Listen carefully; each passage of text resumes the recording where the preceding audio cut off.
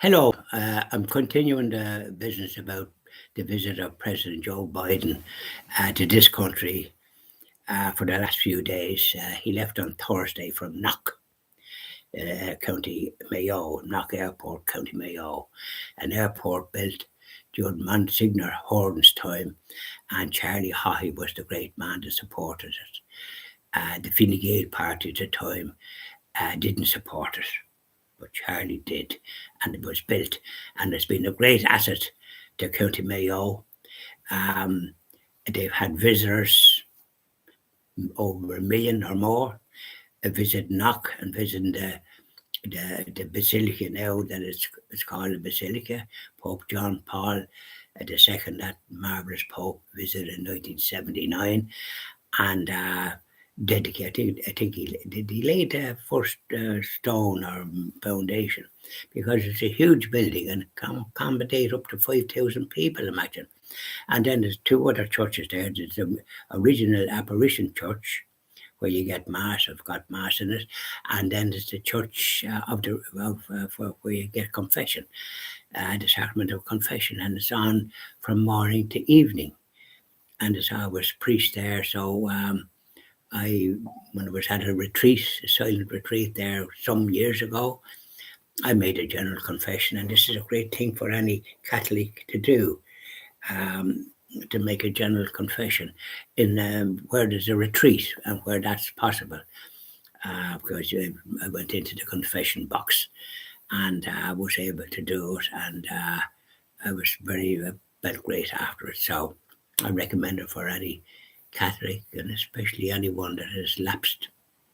You want to sort of help their soul inside. But the thing we're talking about, Joe Biden, he visited the Knox Shrine as well. His ancestors, the ones that left, the man, the great grandfather, shall we say, that left in 1850. From Ballina, or that part, and they would have sailed to America. And then Joe, to his great credit, mentioned the coffin chips and that, and they would have had a tough time to settle in Pennsylvania. But the thing that I noticed about Joe Biden, his daughter was with him, his sister was with him, and his son, one of his sons.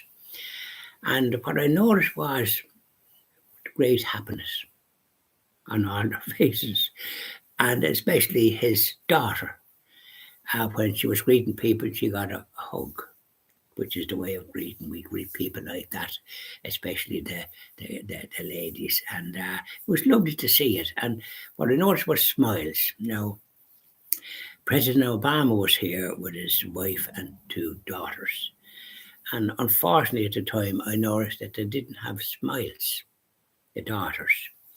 Now, I know they're of African descent, and though President Obama could trace some grandparents back to this country, so there was a bit of Irish ancestry in his DNA, shall we say. But he was a coloured man, and he was elected president, and got 2 terms out of it. But when he was here, I just noticed there was no smiles from his daughter. I don't think he's a Catholic as such. Whatever he practices, I don't rightly know, but I know Joe Biden is a Catholic, and I saw him in a different light than I might have been perceiving him from the comments that the media make as I look at it. And sometimes they're negative, and oftentimes some talk about his age, but age is wisdom. And Joe has it in spades, and he has a kind of a jolly and a good look about him. That's why they would have voted for him, because he has that air about him that is admirable in some ways in anybody. And I noticed that all were smiling most of the time. They felt at home. This is the great business of our Irish ancestors and those that went to the United States. They started at the bottom and they worked their way up. Education, that's the man. So I wanted to sort of thank Joe Biden, the President of the United States, Catholic, and he does practice his Catholic faith. He might support his party, supports other issues and all the rest of it, and he's obliged probably to follow their rules, but I think he's a devout Catholic. I have that feeling. And more power to him. It'll do him good and do his family good. And it's good for the country to see that he does practice the Catholic faith. And he visited and spoke to the parish priest in Knock, Father Gibbons. He's a very able and talented parish priest, one of the best. And apparently then the priest, an Irish priest that was in military hospital in the United States, and his son Bo, who died from cancer. And he must have been in the army because this was in a military hospital. And he gave him the last rites, and he probably heard his confession and all the rest of it. So he'd be safe enough from that point of view. Had been getting that, and so he heard about this. So President Biden insisted on meeting him, and it must have brought tears to President Biden's eyes to think that he met the priest that did the last rites. Funny enough, that was one thing that wasn't researched, and this priest had to get clearance, even though he had been in the United States, and he would have got clearance. But to deal with President Biden, he got clearance straight away, sort of thing, near enough. And so he met this priest that gave his son the last rites. Wasn't that a great gift? You know, I think that'll go down as one of the important, aspects for President Biden when he reflects. Yeah, it was lovely to see it, and the happiness and the smiles. I like to see that.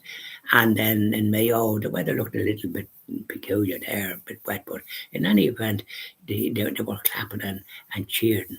He got a great welcome there, and I think he got a great welcome wherever he was. People were smiling because he does that. He has that effect. So I'm not surprised he was elected President of the United States. He just has it. He just has that joy or something. And people kind of like that. We all like it. I certainly like it. So, good man, Joe. I hope you continue in good health and your family, and that you deal whatever comes your way, because I think you're well able to deal with it. You have that Irish fighting spirit. I'll be doing a program about other aspects of our brothers and sisters that settled in the United States and contributed a lot to that country. God bless and have a nice day.